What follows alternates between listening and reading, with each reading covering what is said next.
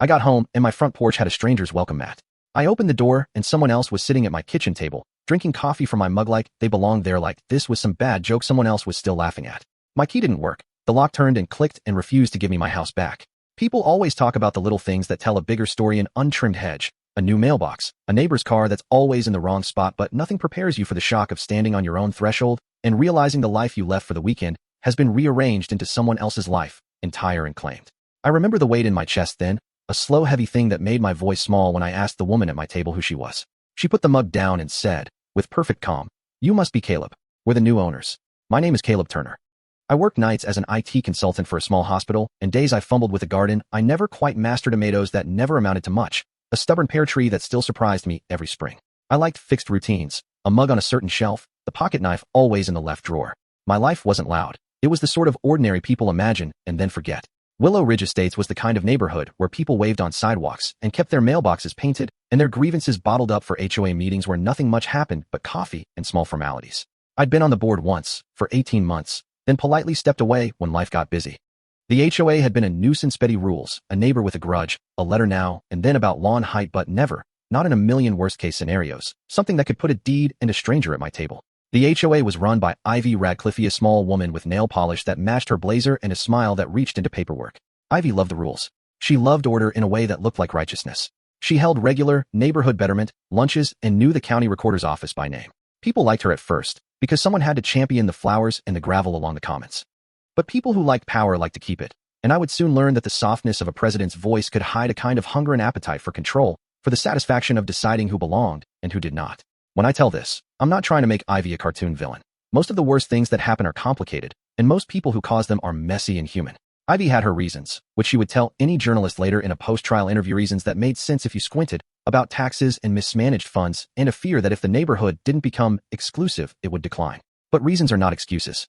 There was a decision, and then there were steps taken that were not lawful. After that first night sleeping in the car because every motel had an insane price, and my head wouldn't quiet, I started with small, practical things. I called the county recorder. I went there with a binder of mortgage statements, a stack of mail, pictures of my living room. The clerk at the counter looked at me the way someone looks when a story smells like trouble, half bemused, half sympathetic. The deed, she said, had been recorded the day I left for my mother's funeral. Recorded, she repeated, thumbs tapping. Buyer is Brightgate Holdings, and there's a notarized power of attorney. Here, this is the recording number. My stomach collapsed into a place I didn't know it could fit. There's a brief moment in every crisis where you decide how much you'll let it contain you. Some people get quiet and wait. I could have slept in that car for a long stretch and watched my life be rearranged, maybe sued slowly, maybe forced to trade one small broken thing for another. Instead, I found a lawyer who believed me without blinking. Renee Alvarez had a voice like someone used to bearing bad news and turning it into action, sharp, fast, a planner's cadence. She said, "We do not let people steal houses. Not in my town. Not like this." That felt less like hope and more like a practical weapon, and I needed a weapon that spoke fluent law. The investigation started like collation: detail, detail, detail. Renee told me to keep everything. Every email, every text, a photograph of mail still stacked on my dining table. She hired a handwriting expert. We subpoenaed county records, and we pulled escrow wire transfers. The thin threads that make paperwork hold a world together: signatures, timestamps, certified mail receipts are often where truth hides. We learned that the power of attorney had a notary stamp that came from a small private notary service a county over. We found a digital metadata trail that didn't match the dates claimed on the documents. A once insignificant detail, the invoice number on a scanned copy, blew up into a line of lead that crossed from my small kitchen table through a whole web of filings. There was shock, but there was also swing. If the first week was trundling from clerk to clerk, the next month was full of filings, motions, and the strange, ugly theater of smoke and mirrors. Ivy didn't behave like someone who'd blindly followed a bad chain of custody. She behaved like someone with a playbook. When Renee sent a cease and desist and an emergency motion to the county, Ivy sent back a polished letter accusing me of harassment. A smear campaign crept into neighborhood channels. Anonymous notes slipped under doors. A spreadsheet of violations appeared in the community forum with my name highlighted. People who'd once waved politely at me now crossed the street. Then the quiet, terrifying part, the threats. No threats ever named a date or a place. They were the sort that hang in the air and make you check the locks twice. My neighbor Joan Ellis, retiree, gardener, the person who had once lent me a ladder when my gutters protested, started avoiding me at the mailbox. People don't want to be caught in the middle, she said once, voice low. They like their lives clean. She refused to sign a declaration at first. Fear has a contagious way of making people forget courage. But we kept pulling. A real estate agent named Noah Garner appeared on the recorded deeds as the closing agent for Brightgate Holdings, a name that suggested legitimacy. An LLC set up like an official umbrella.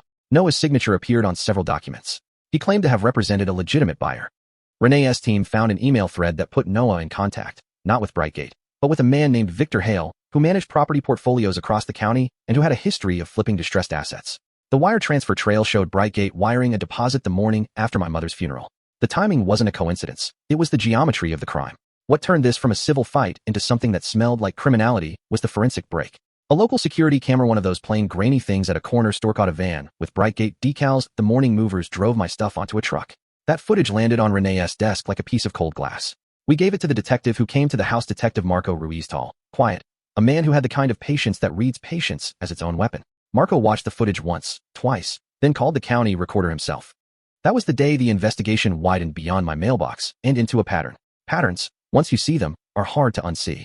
We found 3 other homes in neighboring towns with similar signatures, transfers on the same sequence of days, the same notary service, the same strings of LLCs that opened and closed like mouths.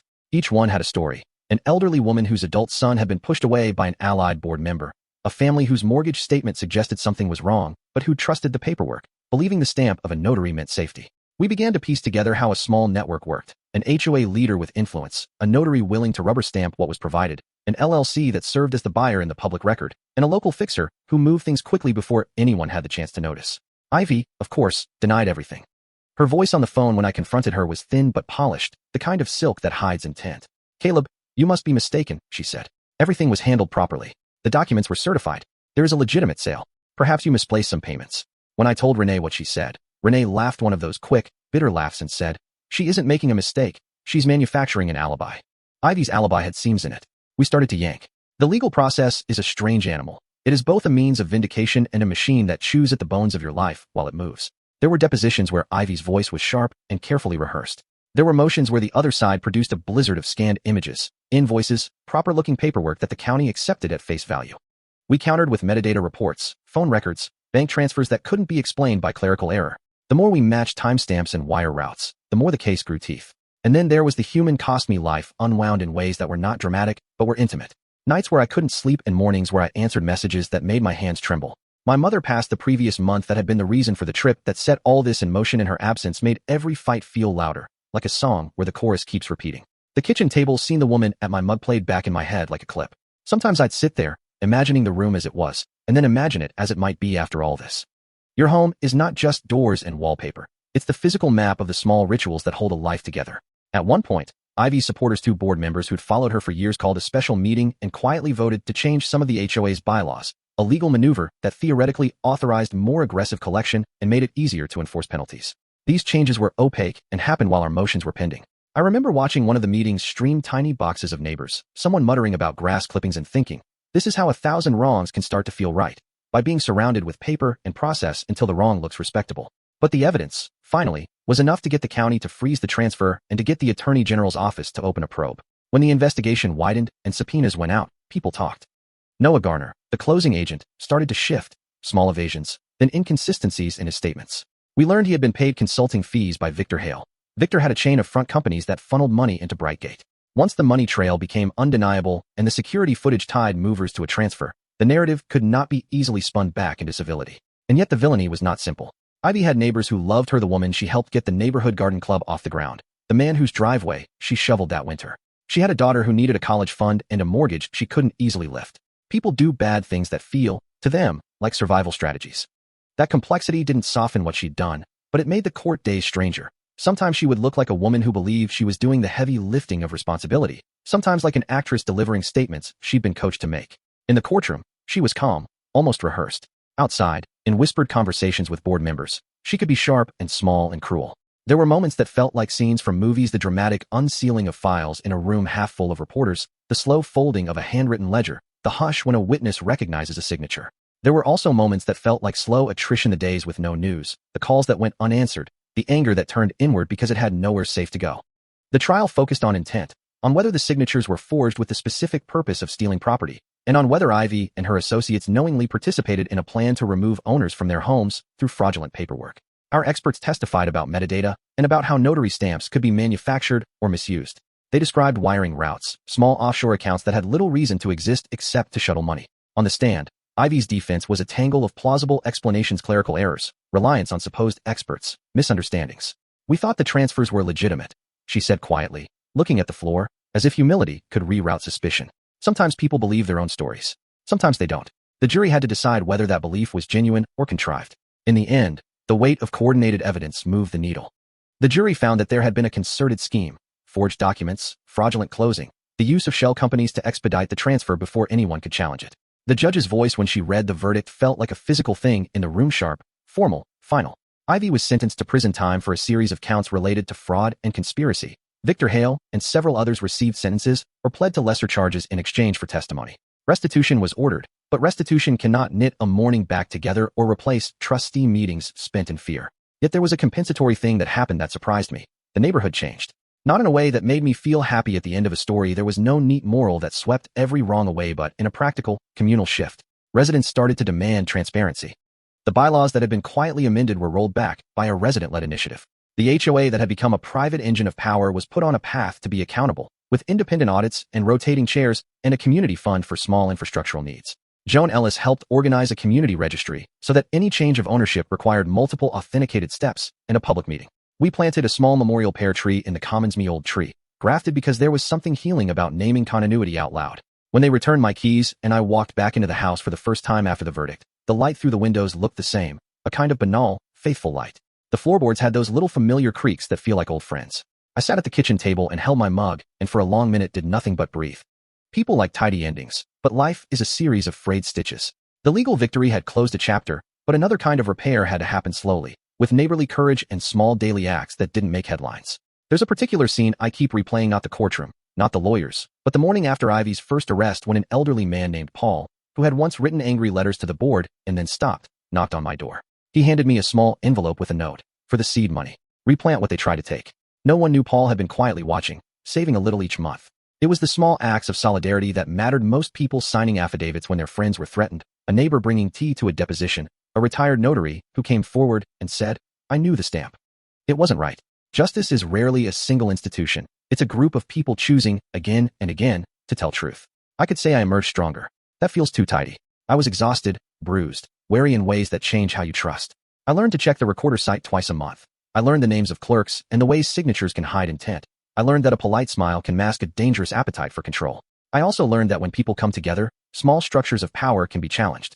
We planted that pear tree not as a boast, but as a reminder that the neighborhood's future would be decided by people who live there, not by opaque entities that moved money like smoke. The ending isn't cinematic the way movies would like. You don't get a single scene where everyone gathers and applause swells. Instead, it's the Messier stuff. A meeting where older residents bring cookies and younger ones bring spreadsheets. A town hall where someone asks what lessons were learned and someone else says, "We need better checks," and the community votes. It's finding your favorite mug still in the cabinet, the pocket knife back in its drawer, and knowing that the house is yours in both the legal sense and the small, stubborn ritual sense that makes a life. If I have one thing to say to people watching this, it's pay attention and be neighborly. Know your deeds, keep certified copies, and ask questions when someone's help seems too eager. But more than that, don't let the possibility of fear keep you silent when you see something odd. That silence is often the thing bad actors count on. And if this story leaves you with a spark, if it makes you think about power, about community, about the brittle line between civic order and control, tell me in the comments. Where do you draw the line between rules and tyranny? Have you seen your own neighborhood swing toward exclusion or toward care? Share a moment, a question, an opinion. If you found this useful, share it with a friend. And whatever side you're on, remember, ordinary people matter. We are the ones who make small decisions every day that either let systems haywire or hold them to account. Thank you for listening to my story. I'm not asking for legal advice, and nothing here replaces a lawyer, but your voice matters, especially when a room full of papers makes wrong look respectable.